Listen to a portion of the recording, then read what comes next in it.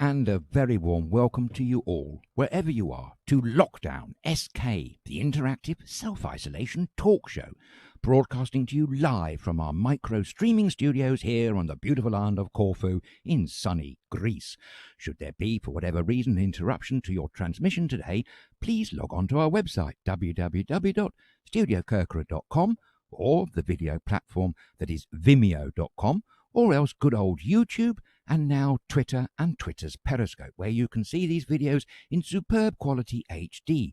And also, should you like the following program in any way whatsoever, please like us on Facebook, but more importantly, perhaps you could share us amongst your friends. We love a bit of sharing. And as always, I'm very pleased to welcome aboard our wonderful producer, Claire Haas, who will be endeavouring to answer all your Facebook Live comments and taking those calls live on Skype. And, of course, no broadcast would be complete without the irrepressible one and only Thomas Haas. Hello, Thomas. Hello, Adrian. Hello, everybody. Thanks for tuning in. Thanks for joining us again here at Lockdown SK, episode 53 from the beautiful holiday island of Corfu. It's so great to see you all again. Just had my voice on there. But great, guys. Thank you. And I can see so many of you joining us already and saying hello. Thanks for joining in. Just to update you, yesterday, we are so sorry we missed that program. Yesterday, we wanted to broadcast, but shortly before we decided not to, and that has to do with a few things. We said on Saturday what, by the way, was the truth, and nothing is the truth. I met Italian tourists. I spoke with them in person, and that's how it is. I will not let being told for another through nasty messages or threatening phone calls to stop. What we do. I'm a journalist for a long time, and I'm also a member of the National Union of Journalists, so I know exactly what we're doing, and we are not broadcasting any rubbish. You know what is true. We researching and we spending on each program what you see here around every day, at least 8 to 9 hours just to verify things, just to look through. So we are determined. We carry on, and we are happy, and we're gonna promote this holiday island of Corfu definitely. So if anybody from the guys has a problem, just take it out with me and don't hide behind a Facebook profile with no pictures and no details. So now that's all I have to say. But I'm happy, I'm motivated, because so many good things were happening in the last 48 hours. It was great, and you guys are writing in. It's brilliant. Lorin Smith is saying hi from the windy and sunny Pompey, listening to Boris as well. And there we go. Oh, we got some competition then, Thomas. Yeah, definitely. Ooh, that's a bit steep, isn't it?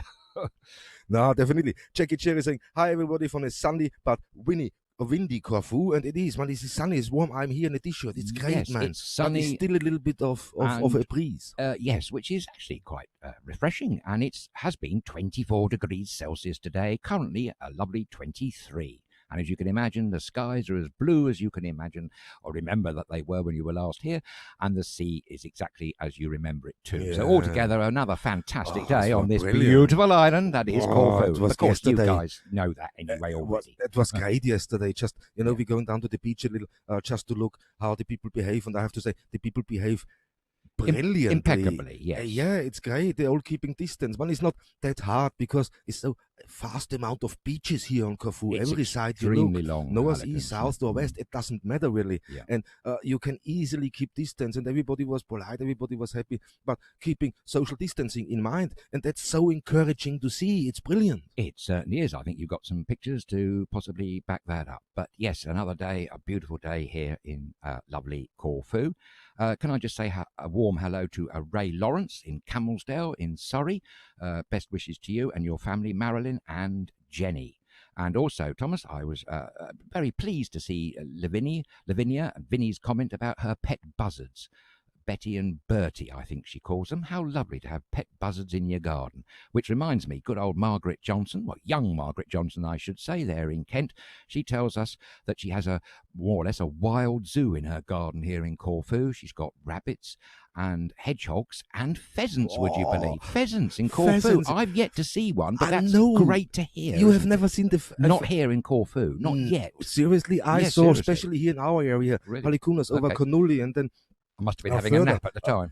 Yeah, probably, but I saw them running while I was driving. Really? On the road. Okay. And I said with great. Claire in the car, I said, look, there's a pheasant. Right. Well, I haven't seen one yet. I've seen some funny black furry things. I don't know what they were, but anyway. The wildlife here, as you can imagine, and as you probably know by the Durrells, etc., it's teeming with wildlife here, and, of course, all the flora. Don't forget the orchids and the trees. This place is such a verdant island, as they call it, rightly called the Green Island. Green Island. And I got more messages in here. Stuart Maroney saying, hi, it's windy here as well. He said, Peter Pauli saying, hi guys, Hi, you're all Peter. well. I hope you're all well, wherever you are. Sir Roseman is saying, sorry you had problems yesterday. Fingers crossed today for a bright and windy, from a bright and windy Kent. That's nice, bright and windy. Man, it seems to be windy everywhere. Windy everywhere, yes. Yeah. Wonder why that is. I mean, they said the cold front were coming over a little and hit the UK, so... Yes, apparently May and June supposed to be the coldest on record, allegedly, but I'm sure all our lovely viewers in the United Kingdom will keep us informed about temperatures and weather. Definitely here. Margaret Johnson is saying, hello everyone, funny windy Kent. So it's another windy Kent here. Hi guys, Richard is saying, hi guys, nice to see you. Hope you are okay. Yeah, we're brilliant. We're fantastic. Couldn't be any better. Yes, we're on form today. Thank you, Richard, and everybody else who may be inclined to ask. One question I've got for one of our viewers in wonderful Worcestershire, that's David Griffiths. Thank you very much for watching and the programme and following the studio. You mentioned the other day about a staggering number of international arrivals in the UK, 10,000 a week. Do you happen to know where that figure's come from and what they might relate to? We don't know about that, David, so please let us know. Yeah, thanks God you didn't ask me this question. But okay, hi guys, there's so many people writing in, also saying hello to the UCI group of the 90s staff. So hi guys from the 90s UCI, from the cinema group, they are watching us at the moment. Yes. And Kathy Duckworth is saying, missed you all yesterday. Guys, we missed you terribly too. Thank you so much. Ami is writing in, good evening, and Adrian, Thomas and Claire. Hyvä ilta, Army. Always good to hear from you and your fabulous friends from Finland. Great. And here we had Melita watching. Nikos Lubros is watching and commenting. Hi, Nikos and Annabelle. Hi, Thanks Nikos. for watching from London. And he said, keep up the good work. Let the B.S get you down. I wonder what he could mean by guys, that. Yeah, Cheers, you guys Nico. can fill the dots in on the sides. Yeah. And, yeah, Lavinia is watching, just putting a chicken in the oven. So she's great. She's cooking. Why? This is great. Listen to us while you're cooking. Why not? I would love to do that, man. Absolutely. And Lavinia, it sounds as if you eat quite well with lots of lovely food. Great. And we know Nikos likes his food and Annabelle there, don't we? Yeah, definitely. And Christoph Dabner is watching. Hi, Christoph. Thank you for watching. It's gone cloudy in Variedades. So well, we've still got a bit of vestiges of sunlight here. We'll try and disperse the clouds the best we can for you, Chris. And yes, Chris, I'm still up for that live interview. Don't forget, we've got the extendable microphones. Yes, we are. And Melita is saying, well, I look at the world. All I can see is I'm so glad I'm not in any prime minister's shoes. That's a very good point, Melita, because it's very hard in a pandemic such as this COVID-19 one to be able to make the right decisions all the time for everybody. Very difficult, lots of pressure and stress. Although on the subject of Boris Johnson, he did his televised address to the nation last night, or Sunday night, didn't he? But apparently it seems to have raised more questions than it's answered. The one thing that we do know is that primary schools are going to be starting on the 1st of June, and he wants to get year 10 and 12 secondary school pupils back to school before the summer holidays, although there are no examinations planned in the United Kingdom. He's also changed the slogan, hasn't he? I know, and that caused a lot of complaints, especially from Sergeant in Scotland. And Nicola Sturgeon, she wasn't very happy with that as well. No, she still wants to stay with the mantra, stay home, protect the NHS and saves lives. And she was pretty incandescent about the plan in England to reduce lockdown. Actually, it does seem, Thomas, to be that inadvertently, I hope what I'm going to say doesn't come true, that it may appear that Boris Johnson has sent the motion off to split the UK up, because certainly Wales, Scotland and Northern Ireland seem to be going their own way with easing of lockdown. They all seem to a fault not to be too happy about easing lockdown, and Wales are very unhappy about returning children to school. So Boris Johnson seems to be cutting his own path in a slightly different direction, and maybe Chris Taberner had the the right answer a few weeks ago. Maybe he's getting excess pressure from the Tory grandees. But, I watched that yesterday, the speech from Johnson, what he said. And I got really concerned because I had the moment there where I thought, okay, wow, maybe my English is not good enough or not as good as I think it is, because I couldn't understand anything what he said. I was so confused after that one. I couldn't make any sense. And then, thanks God, so many people posted and said the same and said it doesn't make any sense. So journalists have been asking the same question, and he's asked more questions than he's answered. Apparently, more details are supposed to be trickling out this week. He was due a robust session in the Houses of Parliament today to discuss his address to the nation last night. Oh, you'll be pleased to know, Thomas, that golf courses and tennis courts are opening up in the United Kingdom. So that's something. That's something. But that's I think is reasonable for golf. You play golf. It's easy to hold social. Keep social distancing, but tennis, of course, is the same. You stay 5 2 meters, isn't it? So it's great, And referee sitting on a chair. No, yes, he's all right. No hugging at the nets, guys. I don't think that would go down very well. But yes, that's good to see at least 2 sporting activities coming back to normal. Yeah, definitely. Yeah. And here I'm going. Richard is saying hi from a windy Bournemouth, and Tom Giddings, hello from windy Biddeford. Thanks, guys. So great from you to tune in and watch again. Absolutely. Hello, we got a lot of updates today. I know we spoke just about. I mean, go back to Boris quickly. That's quite hard, I think, because that somehow it looks like Great Britain is breaking apart. Or do I see that wrong? That's how I felt. I mean, I may be wrong, but it's the beginning of something there, isn't it? It should be a united front, a united kingdom. They should all be in tandem one with another. The trades unions in England are very concerned about a quick return to work. They're saying in some manufacturing plants it's absolutely impossible to maintain social distancing. Yeah, that's one of the comments I didn't understand. So if you can work from home, work from home. But if you can't, please try to return to work and be alerted. What does it be alerted? I mean, here I got something. This is Christopher says it right, yes. How can you be alerted to something you can't see, hear, smell, or touch? Absolutely, Chris. That's what we all think here. Totally right. It's a bit of a strange mantra, isn't it, or slogan? And that someone else has pointed out that it seems to be government by slogans and handy sound bites rather than getting to grips with the nitty-gritty of this terrible pandemic. The UK, I don't think particularly is faring that well on the international table of statistics with this disease. Definitely. It's not, is it? We'll show you later. We'll show you later a graphic here. It's Benny is writing in, I'm worried about sending my kids back to school in June. Very scary to be mingling with other parents and teachers. Exactly. So good point with the other parents. That's a very good point. And I know a lot of parents are thinking exactly the same as you are. They're reluctant to send their children back to school and would much prefer to carry on with the home education and online tuition. It's a bit of a hot topic, that, isn't it? It's, I mean, Chris is right. Well, how can you be alert to something you can't see, smell, or feel, or touch, and this is a thing. And Germany is already reporting that they have an increase of cases already after just a few days of opening, relaxing the restrictions. And that all-important R rating for Germany has actually increased. I do believe it's 1.1.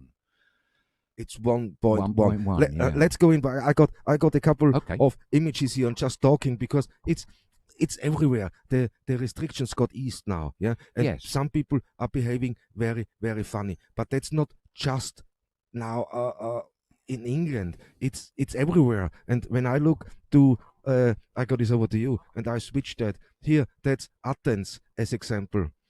Here is the statistic you spoke about. Yes, this is very deaths per million there. And if you're looking at that, I mean, the United Kingdom at the top, it's almost unbelievable, isn't it? And Sweden stands out because Sweden is often touted as a textbook case of how to deal with COVID-19 pandemic.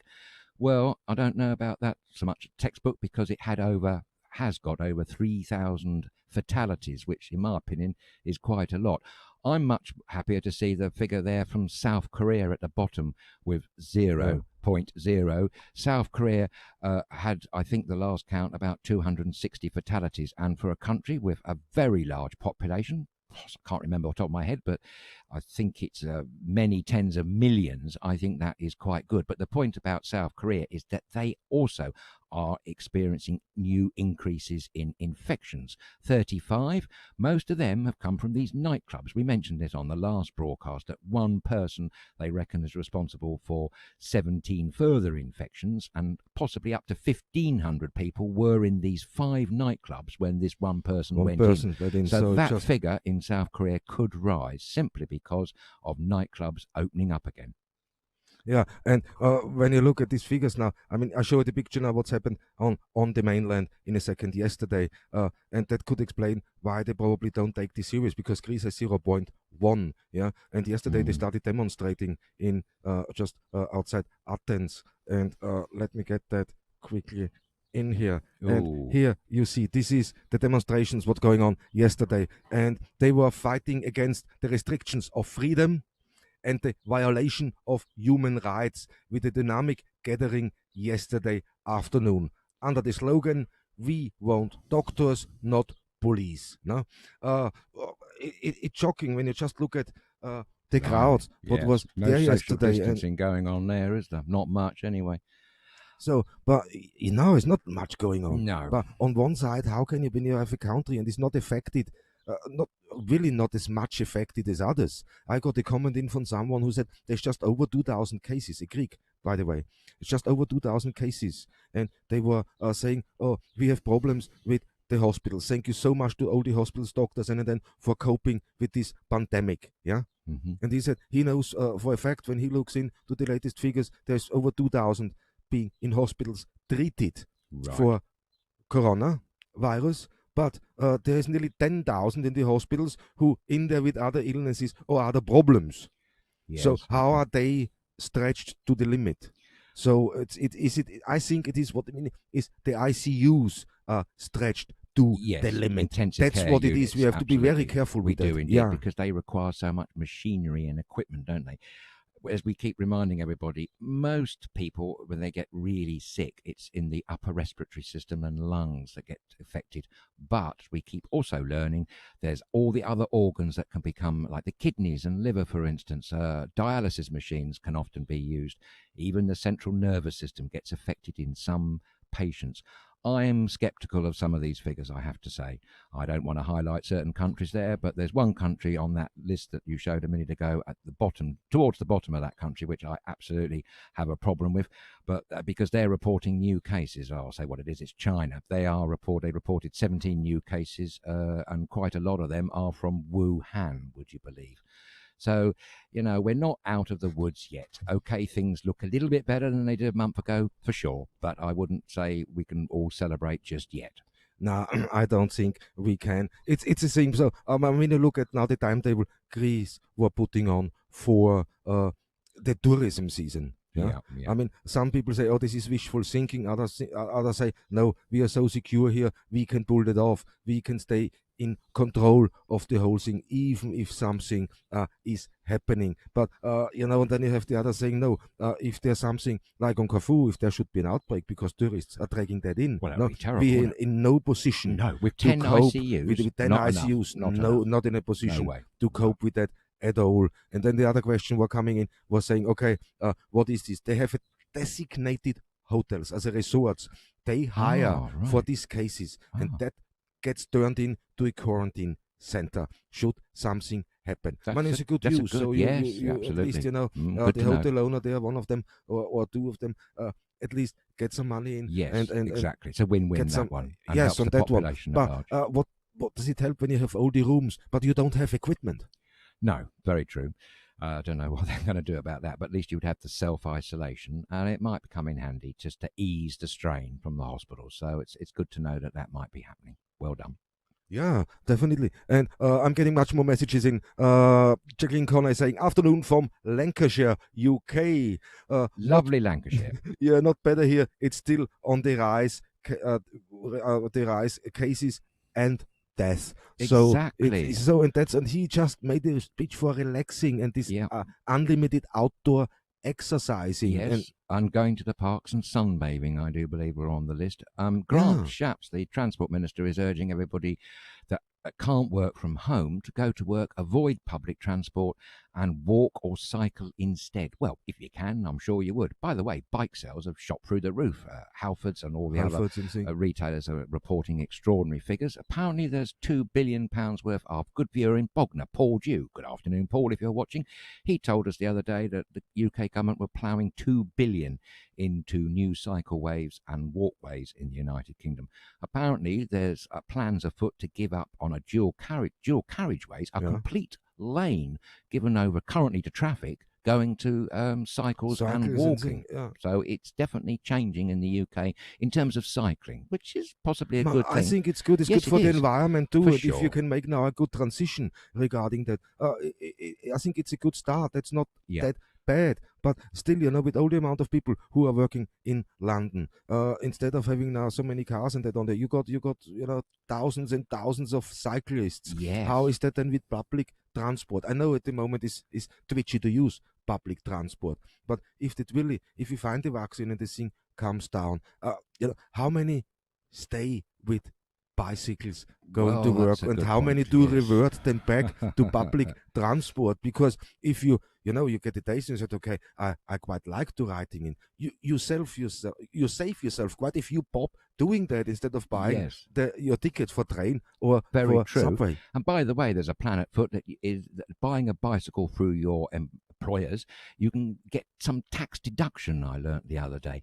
I should put a caveat in here. These renewed vigour of cycling lanes and walk lanes, they do stress that they're only temporary at the moment. And just to clear up one small bit of confusion that we may have left you with the last broadcast we did, I can confirm that Edmund King is of the AA, the Automobile Association, now. I know he was somewhere else in the past, and he's all for it, by the way. He's quite happy for roads to be given up, more road space to be given up to cycling. So there is a big emphasis on cycling and walking at the moment, which definitely is a good thing. It's definitely a good thing, but it's just how it's going to play out. I mean, people are still writing. Thank you for writing in, guys. Thank you for commenting. Jacqueline is saying, can't understand Boris at all. With these new measures. Crazy to think about sending small children back to school. Well, absolutely. And somebody else made the point. You try keep 4 or 5 year olds maintaining social distance. It's very hard indeed. How are they going to do that, I mean, really? They want to enjoy. They're free. They don't think about it. They don't have, they're still pure in their mind. And that's, of course, it's... Absolutely. They don't understand about COVID-19. You can't expect them to, really, can you? No, definitely. So I don't know how that's going to pan out, quite frankly. No, I mean, it just shocked me yesterday. That was all. I couldn't understand exactly what he meant. I couldn't make any sense of it, what he just said. And I was thinking, okay, how many other people have this problem right now? And that's confusing the public. It's not sorting it out and giving correct or legitimate information. It's just completely confusing. And I accept that it can't be easy for him. Oh, absolutely I accept not. that. Of course, you know what? I don't want to be in his shoes. But in the end, you have to be straight and honest and say what's going on and how we can fight it all together. We can only do this all together. Collaboration. Collaboration. Exactly. That's the key word. Yeah. It is. And what the new mantra in the United Kingdom is apparently stay alert, control the virus, save lives. I wonder how the population of the United Kingdom, or England, I suppose specifically, can control the virus. It's pretty invisible. I don't know. Don't forget also that 1/3 of the population at any one time is reckoned to be infected with COVID-19 asymptomatically. So they don't even know they've got it. But they could be a danger and a threat to others. Obviously not wittingly, but unwittingly. That's why this disease is so insidious. Yeah, this is not, and we're still not out of it. We still don't have any vaccine or a treatment for it. Nope. And that's a big, big problem. It's very big. Treatments are allegedly coming along, but the vaccine is not here anytime just yet a while. No, sadly not. I wish it would be, I wish they would have found already something and we get all out of that and back to a new normal, like we say here in Greece. But, to a new normal, while we're talking about it, we have to be really careful. We have to start seeing things differently too. It's all good talking about new normal, but we have to understand that new normal too. And at the moment, nobody makes sense of none of the politicians make sense about the new normal at the moment. Do they know themselves? I don't know. I have no idea. But let me give an example quickly. Where we've been out great. yesterday. Let me show you these pictures. This is from beautiful Halikunas here on the lovely, beautiful island of Corfu. And just to give you a thing now, when you see this picture, you're going to be shocked. Don't be shocked. No, it's see, okay. That's what don't we panic. Don't panic. Exactly. That's all it is. When people say, wow, this is a big beach, Halikunas. For people who know that and see that, they know it's in the entrance. Yeah, and that's unbelievable. That was yesterday, and I took these pictures. Just anybody else, I took them in person. I saw this with my own eyes. So and my camera saw that too. We got the proof. When you initially look at these pictures now, yes, and we just go through here a little sight, bit. Yeah, it looks at first horrific, sight, it looks terrific. It's wow, not what as bad they do as it looks. No, because when you look at it from the other angle, here's There the explanation why they all parking on the roads there and not inside or along the beach like they used to. Yes, and exactly. They can't do that because of the depth of sand in a lot of places. Actually, over the last few months, the whole of Halikunas front beach has changed considerably due to high seas, high tides. Totally. It's a totally different place. Actually. I mean, the only way you get through that one, is with 4x4. Otherwise, you have no chance of doing that. No. And when you look, we drove back yesterday just to look. So if that would be sorted, this road, all the cars would spread along fantastically Halikunas beach, and all the beaches are so fast, so we don't have to worry about social distancing. But another thing I took, that's the dance I was talking about. This is the beach dance, and how brilliant they are. You have you have a little bit of a space away from the sun. You have nice shade. They're easy to set up. You set them up within a minute. And that's, for social distancing, is brilliant because they can see you there. Yes, it works, doesn't it? And it works, and that's great. And they're inexpensive. You can buy them for around 20-30 euros already. It depends what quality you want to buy. Of course. No, but so 20-30 euro ones are more than enough. We got one here, what we're using for nearly 8 years. We paid a little bit more, but it's great. It just pops up. Great. You have a little bit of shade, and and social distancing can be controlled easily, especially on the beaches here. We have so much beach. Absolutely. Everywhere. Yes, so there's no problem of social distancing here in Corfu at all. Definitely not. And also might keep the sand down a bit as well. Sand is lovely to walk on, but it can be a little bit irritating when you're making your coffee and you get all the sand in it. It's not so good, is it? No, that's a little bit bad, then, especially when you talk coffee. Very bad, exactly. But, just going back, the first picture we saw, you can get really, wow, you see that and said, oh, are they all mad? You can take this out of context. Yes, exactly. And that's what we want to warn you. Look at the pictures and then maybe even go on to Google Earth and look at that stuff, because you can see how big the beaches. And the reason for that, there's nothing. There's no regulation breaks what these people do. No, that's just because that's the only space they're able to park. And as soon as they go out of the of the cars, this disperses so quickly. And that's great, but you can understand that wrong, and you have all of a sudden a discussion going and say, wow, have you seen that? How bad it is? It's not bad. But that's what we mean. Take everything with a little bit of a pinch of salt, because otherwise, you're making yourself crazy. Exactly. And the other observation to make from the photograph of all the cars parked there is that, as far as I could tell, all of them were locals. That is, local to this island. Yeah, there was no sign of any tourists from other places, other far lands, lands that are far away. They're not there. They're of the island. They're of the island, definitely of the island. These are locals here. And be honest, nothing is far on this island. So if you come from Corfu town out here to one of the beaches, it's great, because Corfu town is a little bit limited with the beaches around. No, so if you got this 20-minute drive out here, it's isolated. There is no tourist season. That's what is a little bit weird now when you drive now. It's like a drive in the winter here. Yes, it is. It's nothing on the roads. It's really nice to drive. Only we got fantastic weather. That's the only difference. No? Absolutely. But normally this time of year, the roads are full. When we go in the winter to Corfu down from Halikunas, it takes us 25 minutes. We do the same trip in the summer. It takes us 45 minutes because of the traffic. And all those coaches. All those coaches, all those bikers, all these things. But it's beautiful to see. It's fantastic. Oh, yes. The island, when it can, needs the tourists. We do not want to discourage tourists, but we want them to come here and have a happy holiday that's safe. We do not want to get a load of holidaymakers here to go back to be infected, or indeed their infections brought with them. We still don't know exactly about the international airline travel arrangements. They're still negotiating and debating that subject.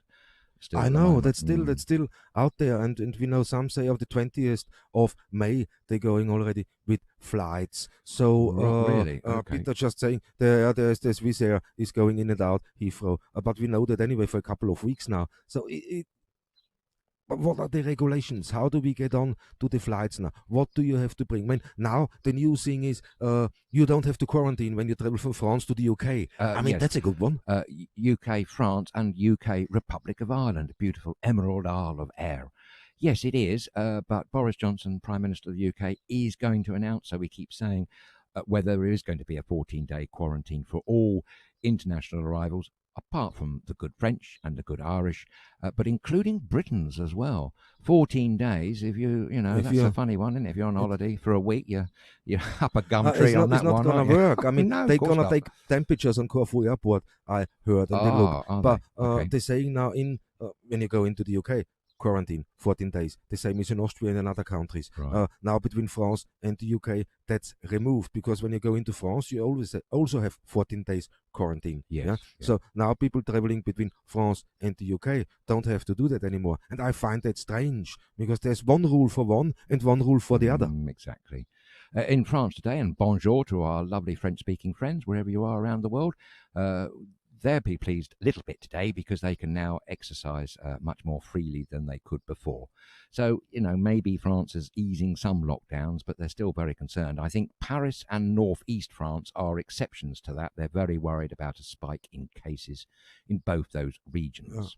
And I just get another message in here from Annabelle Louvros and said, let me call this up here, sorry. Sure. Yes. I have too many devices. I'm looking at your messages from everywhere, guys. But here Annabelle is saying, tubes were packed this morning, just 12 hours after the Prime Minister told everybody you could return to work. So the tubes were full. Okay. So I saw the tubes. The London tubes. Sorry, Underground. sorry, I was my accent wondering again. what you were saying. The tubes really were full. Thank you for telling us Underground traveling was full. So I don't think the Transport for London staff will be too happy about that, because they're very concerned about COVID-19 on the London Underground. I keep reading about that. That's interesting. Yeah, I know it is a little bit mad. Yes, it's but okay, I got one message in here quickly. Peter Pauli is saying, why does the island always sort out their waste transportation contract in May and not in the winter? So the rubbish is being removed before the season starts. Well, hang on, Peter. There is no rubbish. There's no rubbish. There is no rubbish. There's, it's when outrageous now, to describe that there is. This island has never been as good that I've ever seen it since 2006. There is no rubbish anywhere I've been. The new regime, if you want to call them a regime, the mayor's office and her team, I think, have done a sterling job, incredible job. They really have, and I mean that, and I'm not having anybody say anything else. There is no rubbish on this island any more than you'd expect. In fact, anywhere else in Europe, including the United Kingdom now. Exactly. Seriously, it's really many dust carts out, and there are most of the bins that you see by the side of the road are empty. So I don't know where you've got that piece of information from. It's incorrect, Peter. Totally, because you drive now here on the island.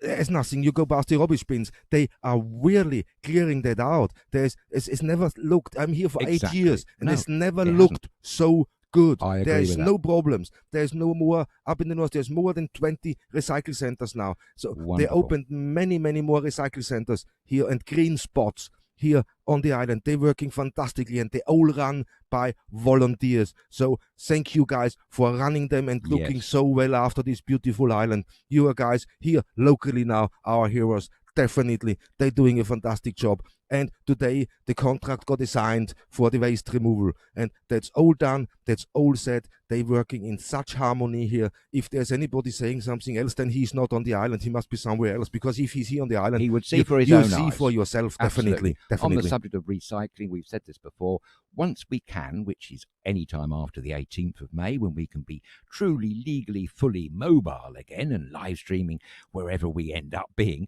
we will endeavour to meet up with some recycling volunteers and broadcast on one occasion from a recycling centre, just to show you through the sequence, because we here at StudioKerkyra are very keen to encourage recycling and to keep this beautiful green island exactly that, beautiful. Exactly, and this is great. But going back what I said to you, I got some news for the let me switch over. I put you on now so people can see you. But let me put that on just to see what's happening and the municipality of Corfu Town. So guys, if you want any good information of what's going on the island when we're not on air, go to animeresi.com and they're gonna show you everything about Corfu, what's going on. And that's the article what just came out hours ago, and there you see the Central Corfu and the Abdopian Island Municipality crew spent early hours of the morning cleaning the pedestrian precinct in the streets around and outside the old regional administration. So they cleaning the streets. Look at that, guys. Yep, they working hard out there. They cleaning and disinfecting everything. So that's fantastic. If you want to comment on that one, go on to Animeresi on Facebook, Animeresi News. Look at that, like that, because they guys doing a fantastic job. Look, they really getting ready and they are doing the best they can with what they given. Absolutely. That's good to see, Thomas. Totally. It's slightly reassuring, isn't it? No, it is. And when I look over to the other side now, and that has to do with travel from the mainland to the islands have been banned as a measure to prevent the spread of the coronavirus on places where medical facilities are insufficient. Yes, so that got released point, now. That's got the key point. That's got released, and they put in now already how they start to relax that. So let me go over here. Sorry, guys, I just switched that here so you can see that. It's gonna start now. The second phase. So the first phase of traveling to the islands by sea or air will be for people who own tourist businesses on the islands or who are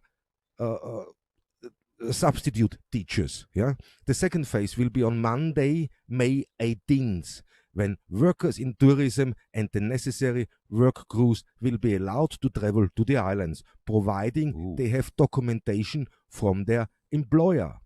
Okay. If all goes well by then, access to the islands will be free for Greeks and foreign travelers from June the 1st. Really? Man, the authorities also say that if all goes well, unrestricted travel to the islands may commence as soon as May 25th. Wow. Yeah. So the Ministry of the Interior also stressed that there will be strict measures in regards to the means of transport, such as maximum numbers of passengers, seating, etc. That's very positive. That's very positive. Hear, it's clear. What comes out here is clear, and that's the most important thing of the whole. It comes out. That's something we can now work with. Yes. Yeah? If it happens or not, that's another story. Well, yes, absolutely, and we don't need any spiking cases. So obviously, keep social distancing wherever possible, stay at home whenever you can, and keep washing those hands as well. These things together.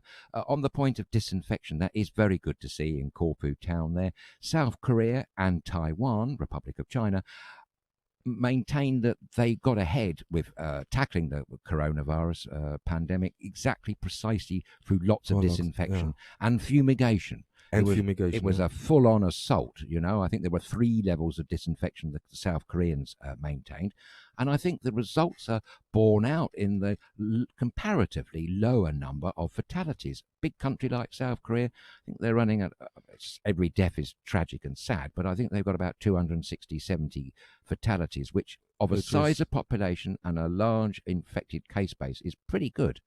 I think they've done pretty well, South Korea. But they are, as I said earlier on in this program, worried about a second wave. And there was that one gentleman who went round nightclubs last weekend, and they are seeing a spike in their cases. And that's sad, I mean, China sees Germany, so a spike. Also other countries, I know from Austria, there's a radio station in Vienna were broadcasting that they're seeing an increase now in hospitals since they relaxed lockdown. And then judging from the pictures from Athens, where this gathering of this many people are, wow, it's not surprising, we got the way. If we just stay patient and calm, then it should be, the message should still be, also in England, stay at home.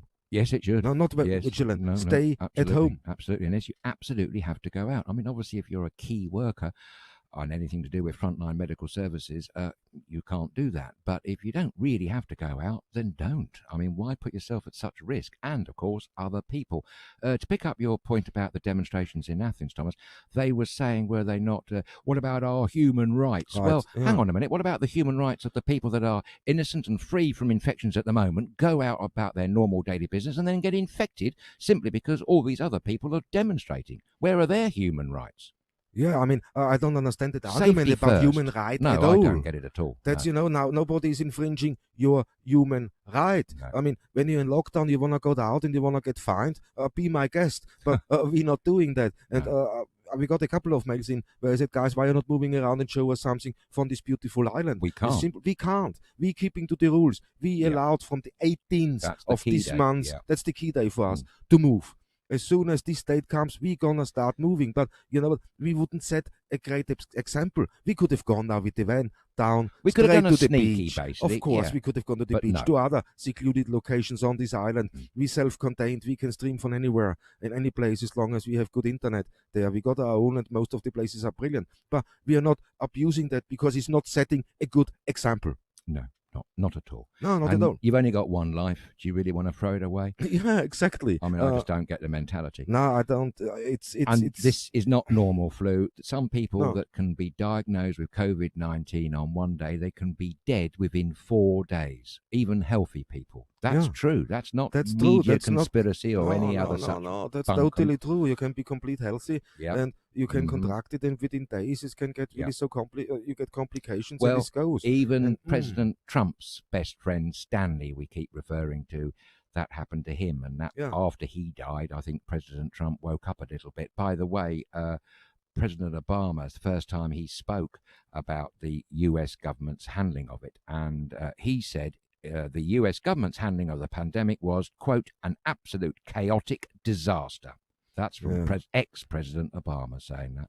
Wow, that's you know, heavy normally he is that. quiet. He's quiet, very quiet, very quiet. Absolutely. But when it's enough, it's enough, and that's a man, no nonsense man. No, definitely. By the way, like him or loathe him, one thing we could all agree on, I think, when he's on form, his speeches, his sense of oratory is absolutely fantastic. I remember back in the day when he was campaigning to be president years ago now, some of his speeches, Thomas, were incredible. He did one in Germany. He did one in Egypt, I think, as well. And, of course, the United States of America. And hello to all our American friends and our Egyptian friends and, of course, Guten Abend as well. Definitely. But, yeah, it's I get a couple of messages. Peter said he didn't mean the problem we have. This is not here. But he meant the waste transportation contract, and that got awarded just yesterday we knew that, or a couple of days ago. That's done. That's awarded.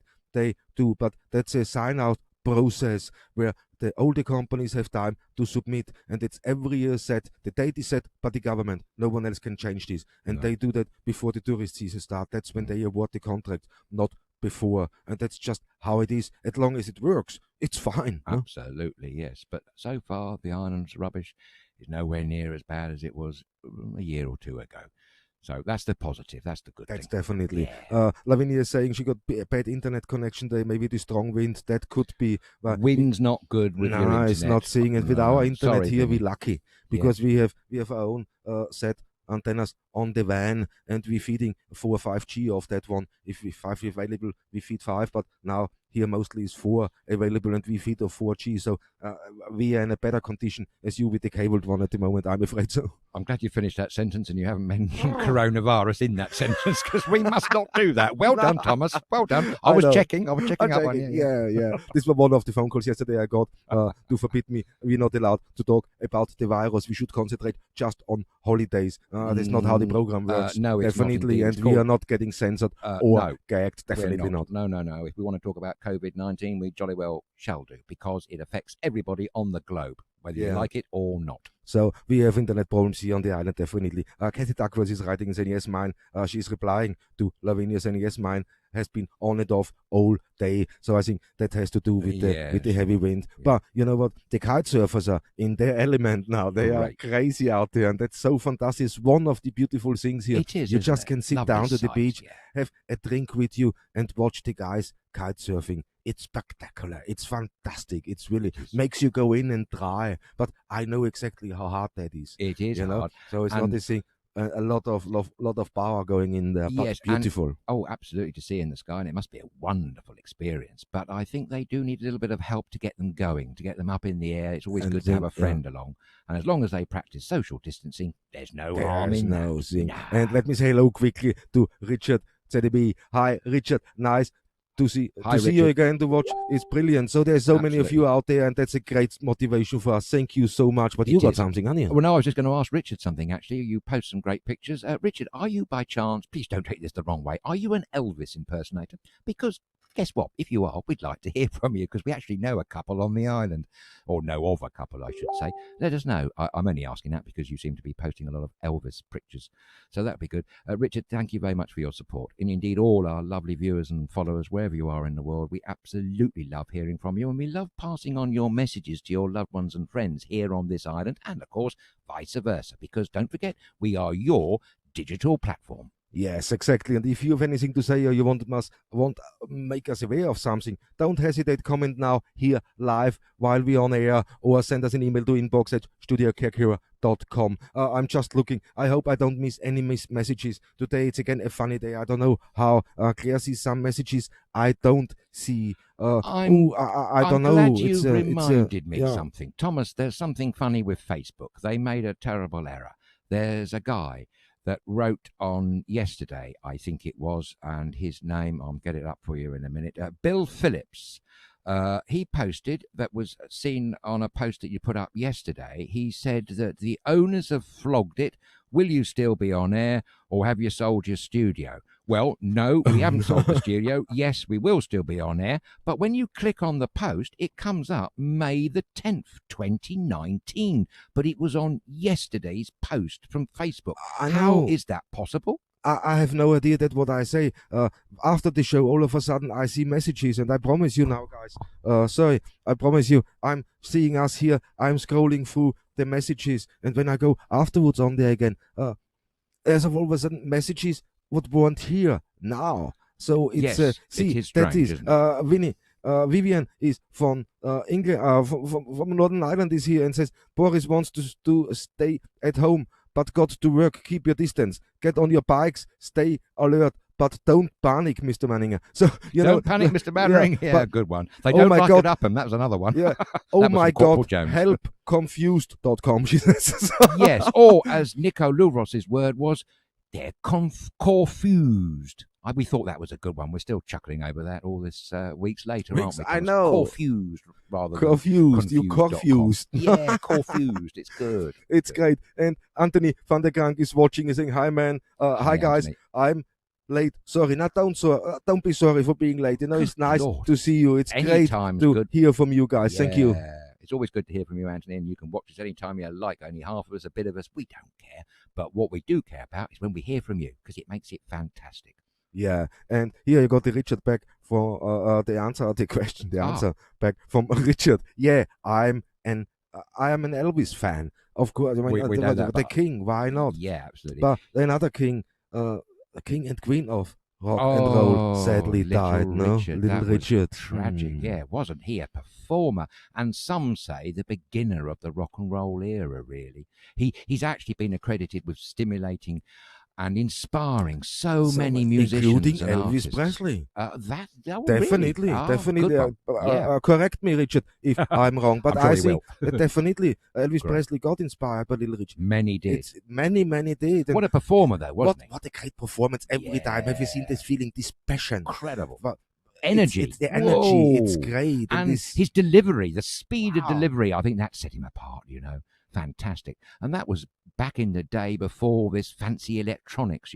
Many pop stars rely on their speed of delivery electronically enhanced. Not back in his day. He did it all for real, from the heart. Totally. Great performances. Totally. Yeah. And they call him the king and Queen. Yes, that's quite amusing. It's He was quite a bit flamboyant, but great. Why I think, not? What a musician, what an entertainer. Yes, I mean, absolutely. Which reminds me of another one in that light, Freddie Mercury. He was, do you know, I think Freddie Mercury was probably one of the greatest pop performers ever. I never was lucky to see him live, seen enough videos. What he could do and his music endures today. Fantastic. And of course, all of the group Queen. What a super group they were, weren't they? I know. Still are. They're still very much. I mean, Brian May is still around and still writing very amusing and wonderful tweets. Great people. Great band, great music, absolutely. Thank you, Richard, for answering my point. Maybe when you come onto this island and we can be lucky enough to meet up with you, maybe we'll talk all things Elvis and you can teach us a few things. Definitely. Sure we love our music and we love our Elvis. Definitely. Great man. Always looked up to him. He's fantastic. Fantastic voice. The voice, fantastic. Amazing and you could see the feeling. Sometimes I still watch the old recordings when he sit in the middle of the stage, and all the audience is around him. He sits on the sofa. In the round. Wow, man. Brilliant. That's a great experience if you're a performer to do that. A little bit nerve-wracking, but actually, no, it's wonderful because you can actually soak up all the audience in one go and you can kind of address them all at the same time as well. It's rather good. It's great. I mean, I was lucky enough, as you know, to meet some of the great ones, and I was lucky enough to meet Freddie Mercury himself, and it was a fantastic day on that. And you know what? Just seeing what kind of a person he is when he speaks to you, when you know all his body movement and that, and you could see he got really constant fire, and that was beautiful to see. And so you know, because I started off in the music industry, as you know, and damn, this was my first thing in there, and I met a few. I met a lot, I can think of one. Here's a name to get to with grips with. Mick Jagger from the Rolling Stones. I mean, there's a band. I loved working what a with them. character. Mick Jagger, still very much alive and very active. No, hey, there's a question. At this point, I'm glad you reminded me of him. He's in his 70s, as are all of them now. So where do they fit in with these terrible lockdown restrictions in the United Kingdom, basically banning anybody who's active and fit and possibly not suffering from COVID-19? How can they be kept indoors? I mean, that's imprisonment, and I'm sure Melita has an opinion on that one, with an aged mother of 97 who hopefully is still darning as she was the other week. You know, how does that play out? If you're fit and active, say you're 75, should you stay in just because you're 75? That's a good question. I mean, it depends, you know. I don't know. I don't want to comment on that, to be honest, because anything you say could be right or wrong. So but it's a good question. Should you be, you know, 75? You're a very healthy, very active person. Why should you stay in? Is it really so dangerous for you because you don't have any underlying health conditions? You should be all right, like everybody else. For sure. Absolutely. I mean, obviously getting a test is a good one, and maintaining all the COVID-19 etiquette, shall we say, social distancing, washing your hands, and all the rest of it. In theory, you should be no more at odds with anyone else who's a bit younger, you know, if providing you're in good health. Obviously, if you're suffering from some underlying health issue, whatever it is, then no, that's a different kettle of fish, isn't it? Kettle of fish. And I get much more messages in. Thank you so much. Sally Roberts is saying, hi, everybody. Sorry, I'm late. Just back from a walk. Well, good. I hope you enjoyed your walk. That's important. Richard is saying, been twice to Graceland. Wow, really, that's Richard, you know? Good for you. Tell us all about it when you come out here. We'll have a good old definitely. chat. Would love to know more. Definitely. Here, Ricky Cowling is saying, a big hi to you both. Keep up the great work. Ricky in the UK. Thank you. Thank you very much, great. Ricky. And you stay safe now and come to Corfu when you can. That would be great. He also writes, I used to live in Corfu many years ago and will hopefully move back next year. That's great that's news. The spirit. That's the spirit. That's brilliant. That's what we like to hear. It's a great place, but you know that already. Oh, totally. I got another one here from Anthony. He said, Queen, I'm a big fan. So yes, so is I. It's fantastic. Great. A real super. I share that with you. And Christopher is saying Freddie was the best. Yes, he seriously was. He was a little bit crazy in things he done, but that's not craziness. No. That's what he did. Is living life to the full. And that's what he did. Absolutely. He took performance to a new realm, new heights. Always remember they did a free concert in Rio, I think it was, and they had over 250,000 people attended. free tickets. I always thought that was wonderful. I mentioned Brazil because Brazil is not faring very well at the moment with the coronavirus virus. Right. They are the highest infected case numbers in the whole of the southern hemisphere at the moment. Wow, that's bad. It's bad. South Africa is also quite bad as well. It's dear. But let me go on here. We got an island-related question from Anita Ranson Edwards. Hi, if our holiday goes ahead on July the 6th, will we have to stay in apartment complex, or will we be allowed a normal holiday? That's a good question. No, you're allowed. You can move around. Definitely, there is no question. You don't have to stay in your apartment complex. When you come here on holiday, you're an apartment complex, or you have a self-catering facility. Of course, no, there is no restrictions. The only thing what is restriction is the social distancing. And your hotelier or your villa owner you rent from, they gonna update you when you come here. But no, you still can hire cars. You still can explore the island, but just in a safe way. Here's a question, though, and I don't know the answer to this. How are the all-inclusive hotels going to get on with social distancing, particularly around the breakfast buffet? We don't know the answer to that. Perhaps you've got some thoughts. If you have, drop us a line. We'd love to hear what they are. But I think if you're coming to self-cater, I think you'd be probably advised to do that if you could. Quite frankly. Great, yeah. See, Christopher knows, just knows, Governor knows. Thomas, were you in Kraftwerk? I'm gonna tell you when we meet, man. But it's, I don't know, he gets good information out, the man. Well, right. Hey, Julia Ramstead, looking good, guys. Hope you're all well, and your families too. Thanks, guys, that's brilliant. Thank you so much. It is. I'm always tempted to say, sure, you've been to Specsavers. Thomas is always looking his debonair self. Absolutely. I think I'm getting a little bit ragged around the edges. You're looking great, man. Oh, steady on, stop steady putting on. yourself down, man. Come on. Don't worry about that. Recalling, yes, I'm a singer. I worked in Benitez for 9 years. It's 9 years. It's like coming back home, and I will still be singing when I return. Yes, brilliant. And we're gonna live stream that one when you return. So you have to contact us. Definitely. I like the line, I'll be coming back home. That's a good line because that's exactly how I always felt before I lived here. I'd been here a week or two, and when I came back the next time, it felt a bit like that. I think they say home is where the heart is, and that's what a wonderful man in a gift shop in Corfu said to me a long time ago. He said, you've got to live where you're happy, where your heart is. Well, the answer to that is right here, Corfu. Wouldn't want to be anywhere else. Fantastic place. I love it, yes. I think, and also, you can't always get what you want by the Stones. No, but just sometimes you can get what you need, I think. And that is so true, Vinny, isn't it? Great lines from a great band. I mean, in the 60s, there was this competition, perhaps, between the two of them. Were you a Beatles fan or a Stones fan? That's what they used to ask me in the school playground, I must admit. But at that age, I didn't really know much about either of them.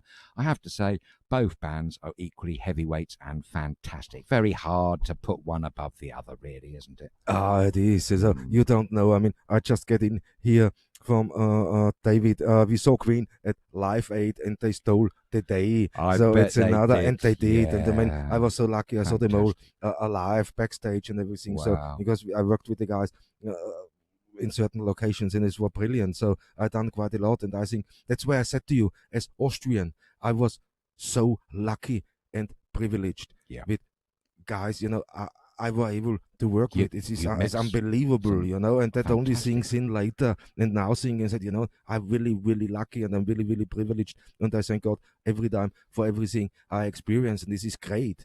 And, and they take you with, but no, they steal the show every time they go, and every time just the first note was played and you got in. And you're hooked, really? I love the sound checks constantly, Yeah, so I was love to sit there and listen to the sound tracks. How exciting. So it's unbelievable, man. But Freddie Mercury was incredibly musically talented. I mean, apart from rock and pop, he did operas as well. A great song, Barcelona, by the way. It's the same. But Freddie was the same. Mick Jagger was the same. Yes. Also when they offer something, they always hummed the tune. There were always some music somewhere. Yeah.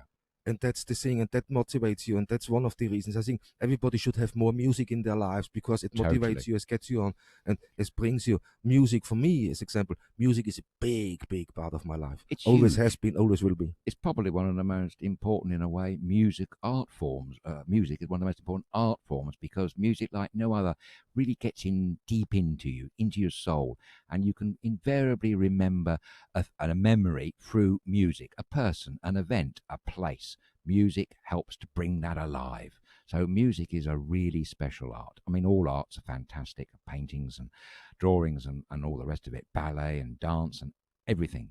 But music somehow kind of stays with you forever. Stays with you forever, I know. And Peter just saying that we lost from Kraftwerk, sadly enough, Florian Schreiber. Kraftwerk. Yeah, from Kraftwerk. Kraftwerk were a very important band, very influential. Very influential. So many bands. A lot of energy, man. I tell you that. A lot of energy and a lot of love. I tell you that. And yeah, it's sad when you go on, and this is a sign, you're getting old and you don't really want that when you look. But, rest in peace, Florian. It was great. So, yeah. It was indeed, yeah. And their music still lives on. That's the good thing there. Yeah. Now, of course, music still lives on, as always, and that's what motivates. So, and you see what music did until now, through the lockdown. Yeah. Music raised so much money for the NHS. Yes. So you see how much bigger part music is of our life, really. Absolutely. Yeah. And we've even heard artists completing from start to finish a complete album whilst they've been holed up in lockdown. Quite a few famous artists have done that. Oh, a few. Fair and play, it's great. Yes, it is. It is just when you look at these artists now, they really, okay, the bigger one, they all have their own recording studios, and people say it's easy. No, it's still work, it's still singing, and they're still entertaining you. That easy. And what the most important thing now, they're doing it for free. Yeah. At the moment, everything you saw, everything they did not do that for financial gain. They done that free. They done it from their heart, and they support it worldwide. All the musicians and artists. Thank you to you guys, because you also a big part of relaxing people, entertaining people, Absolutely. and that's it's important work. And the guys doing a great job, and they're doing it unpaid. Of course, there's people saying, "Oh, they made enough money in the past." It has nothing to do with it, because if you do something, you should get paid for it. It's simple as that. It doesn't have to be ridiculous money, but at least these guys donate their own money and then performing for free at the same time. Yeah. So we cannot forget that. No, I always remember a figure way back in the 90s, I think. Dave Gilmour, that great guitarist and writer for Pink Floyd. I remember reading that he single-handedly set about one year trying to eradicate homelessness on the streets of Brighton. He donated £14 million for one homeless project. I don't know what's happened. I haven't kept track of it since. But that just shows you. And Bono from the great Irish band U2, have done fantastic charitable deeds across the world. But people still complain about them, don't they? I don't quite understand why so many people have a problem with Bono. I don't personally know the gentleman, but I don't know. I mean, I think this goes back to the 8 concerts, what he did in the thing, and some people are thinking, he made a lot of money personally out of that, what he clearly did. I don't know about that, but he certainly paid back in other ways. Okay, but he has paid back in other ways. And of course, we mustn't forget the other members of the band of U2. I keep want to say YouTube. I don't know that at all. U2, a fantastic band with some fantastic pieces of music under their belt, I have to say. So yes, right. Where are we now? I'm just looking on the thing. Ricky Carling is saying thank you for the mention, and yes, when I return, I would love to do a live stream for you and meet you in person. I was supposed to be coming out on the 13th of May to view some properties, but will now have to wait. Keep safe. Yes, absolutely. One other piece of ongoing news, we keep talking about fruit pickers and vegetable pickers from the United Kingdom. There's another shout-out being urgently raised. Yep. They're about 80,000 short. They need 80,000 people to pick vegetables and fruit. This is in Lincolnshire. They're very concerned about it. So we don't want to see rotting vegetables in the fields. The call-out's gone out for sixth form students, college students and university students. So if you are one of those, please try and volunteer. Lincolnshire needs you. This is all part of the Pick for Britain campaign, apparently. It's all for the Britain campaign. Yeah. So they're still having a struggle with these fruit pickers and vegetable pickers. It's crazy, isn't it? Yeah, maybe that's part of David Griffiths' answer to his question about where are these 10,000 people coming into the United Kingdom for. Maybe some of them are fruit pickers and vegetable pickers, but I'm not so sure about that. So not so sure about that. Okay, guys, thank you so much. There's so many messages coming in. It's fantastic. I read one more out here, and this is Sally Roberts. He's saying, love Queen. Met Brian May a few times. Had my pictures taken with him on front page of our local newspaper. He is a great animal lover and helped in the campaigns to save badgers. It's great. Yeah, absolutely. See? That's a really big thing. I know we've got a viewer down in Devon called Dr. Richard Mayer, who also leads a campaign against the anti-badger cull. It's a terrible thing. I mean, it's a personal opinion here. It would be much better to have created a vaccine for bovine TB. This is what it's about. But it's been proved, I keep hearing these figures, that all this culling, which is a strange word, isn't it? Mass slaughter of a beautiful creature, more like badger, has not actually effectively stopped the spread of bovine TB anyway. No. So I think it's a misnomer to think that that was ever the cause in the first place. Deer, apparently, are alleged to be a culprit in that one. Red deer. Could be totally. So, guys, I got here a fantastic shout out, and if I just can find it now, it's here it is. We want to say to Melita's mum, Nadia. She's her birthday today. So, from all of us here in StudioKerkyra, from all of us here on the beautiful island of Corfu, Nadia, we sending you a happy, very, very happy birthday straight to you, to London. Absolutely. With love from everybody at StudioKerkyra. We were very lucky and privileged to meet your mother of 97. Well, she's 98 today then, isn't she? Happy birthday. That's fantastic. In fact, Thomas, I mentioned her about half an hour ago when I was saying to you, she's still darning her night dresses. That's wonderful to do. Yeah, but Melita said that. Now. So, Nadia, happy birthday to you. 97 years old is writing. So great. What a fantastic age. Marvelous. Brilliant. Yes, absolutely. It's, look at Captain Tom, Colonel Tom, beg his pardon, he's 100 now. My great aunt, Thomas, lived to 102, and she was doing her own shopping when she was still 99. I mean, incredible. That's great, isn't it? Isn't it just? Yeah. But, okay, guys, but I know exactly, you know exactly what I'm going to say now again, and this is so sad, guys. It's fantastic. You sent so many messages in. I hope we were able to read everything out. If I forgot something, I promise you I put this in to tomorrow's show. If you have a shout out for us to friends or family, let us know. Send us an email to inbox@studiokerkyra.com, and we're gonna do that for you for sure. And yes, thank you so much for your, I know I forgot some. We'll get them in tomorrow. Anita is saying, I live in Lincoln and there are plenty of unemployment. They could use unemployed. They could use. Thank you for telling us that. Good that's a good one. I had to read that out. Great. Guys, thank you so much. It's fantastic. You have one more thing before we go? I have one more slightly amusing story. It's quite funny, guys, because I sit here, I see him, and he's well, I have to gesticulate somehow. Thomas, here's a question for you. I know that most of our viewers, especially if they're living in the United Kingdom, will probably know the answer to this. But Thomas, do you happen to know what a Dorset knob is? I'm not answering that question. No, it's perfectly polite. Something you can tell your grandmother. It's all right. It's not that kind of knob. No. A Dorset knob is a piece of leftover dough mixed with a few other things and water and a few spices. So they're kind of savoury in nature. And they're leftovers from bread making dough, and they're heated over a period of time on the embers.